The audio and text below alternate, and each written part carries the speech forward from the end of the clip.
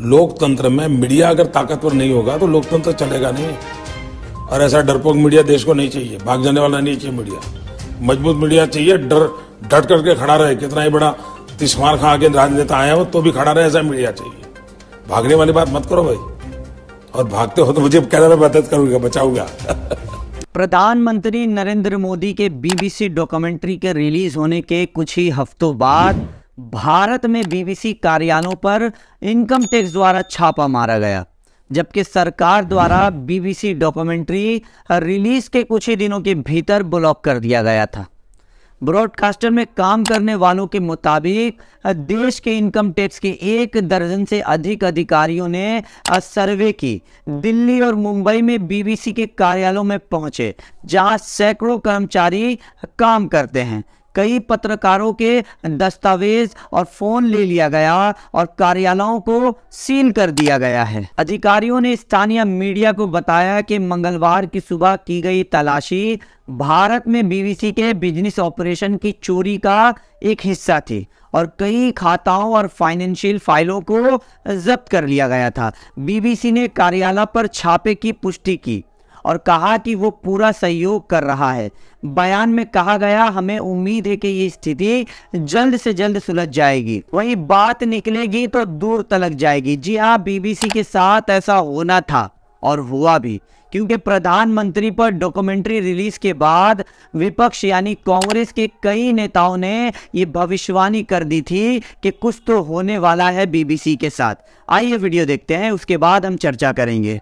अगर बीबीसी का जहां ये डॉक्यूमेंट्री बनी उसका मुख्यालय हिंदुस्तान में कहीं होता तो ईडी, मान लो ईडी बिजी है तो सीबीआई बिजी है तो इनकम टैक्स बिजी है तो एसएफआईओ बिजी है तो डीआरआई बिजी है तो लोकल पुलिस भी मान लो बिजी है तो ट्रोल आर्मी। पर अनफॉर्चुनेटली फॉर मोदी गवर्नमेंट, आंखें बंद करने से सच्चाई नहीं छुप सकती। आप इन चीजों को बंद कर दोगे, उससे सच्चाई छुप जाएगी क्या? जो आदमी सच बोलता है उसको बोलने नहीं देते, जो इंसान सच लिखता है उसको लिखने नहीं देते, जो जर्नलिस्ट अपने विचार को लोगों के सामने रखता है उसको जेल भेजा जाता है। Well, big news coming in.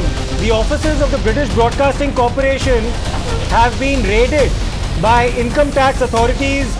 जैसा कि वीडियो में आपने देखा कि कैसे विपक्ष नेताओं ने पहले कह दिया था कि बीबीसी के साथ कुछ तो होना है। और एक बात स्पष्ट कर दूं कि अगर हिंडनबर्ग का ऑफिस भारत में होता तो अब तक उस पर भी रेड पड़ चुके होते। वहीं भाजपा के एक प्रवक्ता गौरव भाटिया ने बीबीसी को दुनिया का सबसे भ्रष्ट संगठन बताया और साथ ही कहा कि बीबीसी का प्रोपागेंडा और कांग्रेस का एजेंडा एक जैसा है। अगर कोई कंपनी या संगठन भारत में काम कर रहा है तो उन्हें भारतीय कानून का पालन करना होगा।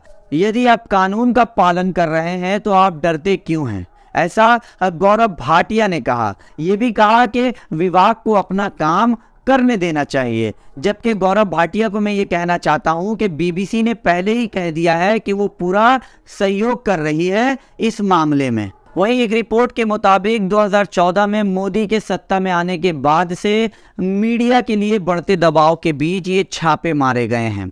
जिन पत्रकारों और समाचार संगठनों ने भाजपा सरकार की आलोचना की है उन पे छापे मारे गए हैं या फिर किसी मामलों में फंसाकर जांच करवाया गया है। वहीं वर्ल्ड प्रेस फ्रीडम इंडेक्स में 180 देशों में भारत 150 में पहुंच गया है, जो कि बहुत ही शर्मनाक बात है। वीडियो को लेकर आप क्या सोचते हैं हमें कमेंट करके ज़रूर बताएं। अगर ये वीडियो आप हमारे YouTube चैनल पे देख रहे हैं तो हमारे चैनल को सब्सक्राइब करें और बेल आइकन ज़रूर दबाएं। जय हिंद, जय भारत।